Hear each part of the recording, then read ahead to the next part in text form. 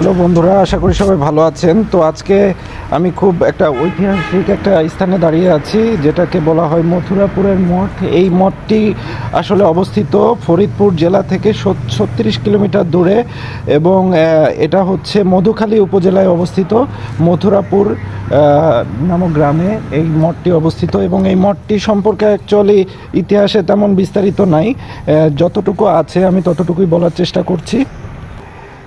ইতিহাস থেকে অ্যাকচুয়ালি যেটা জানা যায় যে সম্রাট আকবরের সেনাপতি মানসিংহ যে রাজা প্রতিপাদিত্যকে পরাজিত করে এই মঠটি তৈরি করেন, কিন্তু তবুও এটা সম্পর্কে যে অ্যাকচুয়াল যে ধারণাটা, এটা কিন্তু মানুষ শিওর না যে এটাই এই কারণে তৈরি হয়েছে। তবে দৃষ্টিনন্দন দিক থেকে এবং স্থাপত্য শিল্পের দিক থেকে আমার মনে হয় মঠটি অনেক সেরা অবস্থানে আছে। অনেকেই হয়তো এই বিষয়টা আপনারা জানেন না। চলুন মঠটি একটু দেখে আসি। আমরা ভেতরে ঢোকার চেষ্টা করি এবং পুরো মঠটা একটু ঘুরে দেখি। ধন্যবাদ সবাইকে।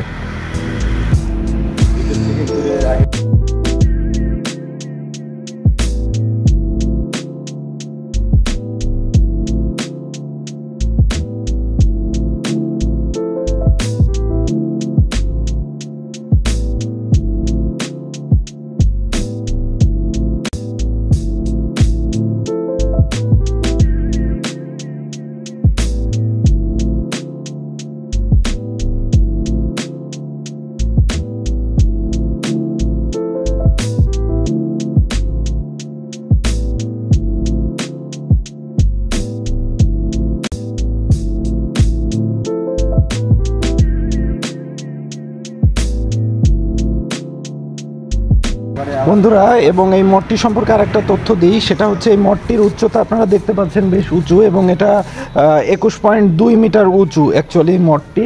এবং নিচের দিকে একটা প্রবেশ পথ আছে, যেটা দিয়ে আমরা এখন ঢোকার চেষ্টা করব। চলুন যাই, মঠটি ঘুরে দেখি। তো এটা হচ্ছে মঠটির 3টি প্রবেশ পথের ভিতরে একটি, যেটা দিয়ে আমরা এখন প্রবেশ করব।